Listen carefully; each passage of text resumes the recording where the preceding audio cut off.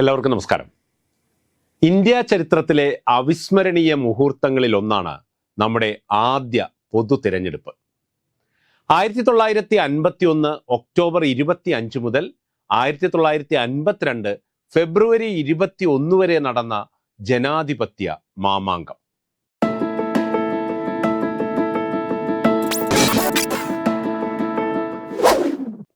രാജ്യം ആദ്യ തിരഞ്ഞെടുപ്പിനൊരുങ്ങുമ്പോൾ ഇന്ത്യയിലെ ആകെ ജനസംഖ്യ 348 ദശലക്ഷമായിരുന്നു.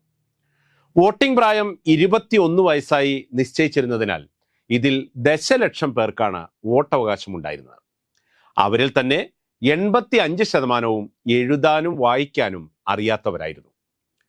ഇന്ത്യൻ ജനതയിൽ 85% നിരക്ഷരരായിരുന്ന ആദ്യ പൊതു തിരഞ്ഞെടുപ്പിൽ വോട്ടർമാരുടെ അജ്ഞത തന്നെയായിരുന്നു രാജ്യത്തെങ്ങും പോളിംഗ് ഉദ്യോഗസ്ഥന്മാരെ വെള്ളം കുടിപ്പിച്ചത്. വോട്ട് ചെയ്താൽ തങ്ങൾക്ക് എന്തൊക്കെയോ കിട്ടും എന്നാണ് ഭൂരിഭാഗം ഗ്രാമവാസികളും കരുതിയിരുന്നത്.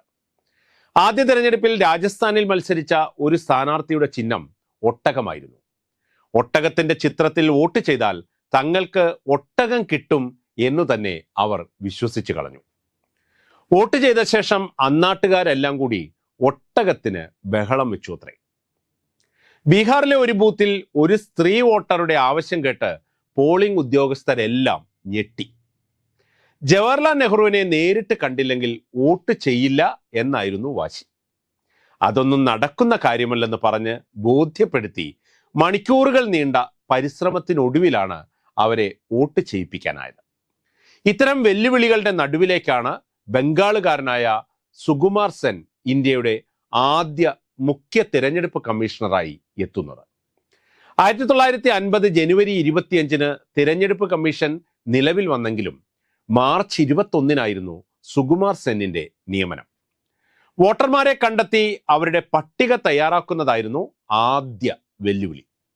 സ്ത്രീകളിൽ പലരും യഥാർത്ഥ പേര് വെളിപ്പെടുത്താൻ പോലും തയ്യാറായിരുന്നില്ല. രാമന്റെ ഭാര്യ, ലക്ഷ്മണന്റെ അമ്മ, കൃഷ്ണന്റെ സഹോദരി എന്നൊക്കെ വോട്ടർ പട്ടികയിൽ എഴുതിയാൽ മതി എന്നായിരുന്നു ഇവരിൽ ഭൂരിഭാഗത്തിന്റെയും നിർബന്ധം. ഉത്തരേന്ത്യയിലെ പല സംസ്ഥാനങ്ങളിലും ഒടുവിൽ ഭീഷണിയുടെ സ്വരം തന്നെ കമ്മീഷന് പുറത്തെടുക്കേണ്ടി വന്നു.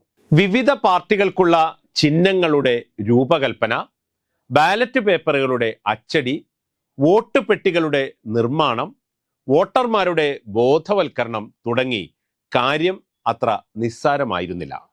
പ്രശ്നമാകട്ടെ ഗുരുതരമായിരുന്നു താനും.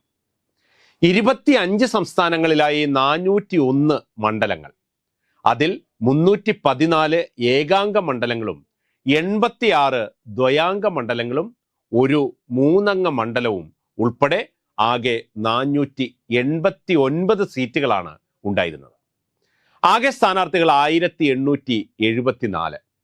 സ്ത്രീകൾക്ക് മാത്രമായി 27,527 ബൂത്തുകൾ തയ്യാറാക്കിയ തെരഞ്ഞെടുപ്പിൽ ആകെ വോട്ടിംഗ് ശതമാനം 45.7%. പെട്ടി പൊട്ടിച്ചപ്പോൾ പ്രതീക്ഷ തെറ്റിയില്ല. 364 സീറ്റുകളുമായി ഇന്ത്യൻ നാഷണൽ കോൺഗ്രസ് പണ്ഡിറ്റ് ജവഹർലാൽ നെഹ്റുവിന്റെ നേതൃത്വത്തിൽ അധികാരമേറ്റു. 1950 മാർച്ച് 21 മുതൽ 58 ഡിസംബർ 19 വരെ മുഖ്യ തിരഞ്ഞെടുപ്പ് കമ്മീഷണർ സ്ഥാനത്ത് തുടർന്ന സുകുമാർ സെൻ തന്നെയാണ് 1957 രണ്ടാം പൊതു തിരഞ്ഞെടുപ്പിനും ചുക്കാൻ പിടിച്ചത്. ഇന്ത്യൻ ജനാധിപത്യ സംവിധാനത്തിന് ഊടും പാവും നൽകിയ അദ്ദേഹത്തെ രാജ്യം പത്മഭൂഷൺ നൽകി ആദരിച്ചു. തിരഞ്ഞെടുപ്പ് കമ്മീഷന്റെ ഇതേവരെയുള്ള ചരിത്രത്തിൽ മുഖ്യ കമ്മീഷണർ സ്ഥാനത്തെത്തിയ ഏക വനിതയാണ് VS രമാദേവി. 1990 നവംബർ 26 മുതൽ ഡിസംബർ 12 വരെ കേവലം 17 ദിവസം മാത്രമാണ് ആ സ്ഥാനത്ത് അവർ തുടർന്നത്. പുതിയൊരു കഥയുമായി നാളെ വീണ്ടും.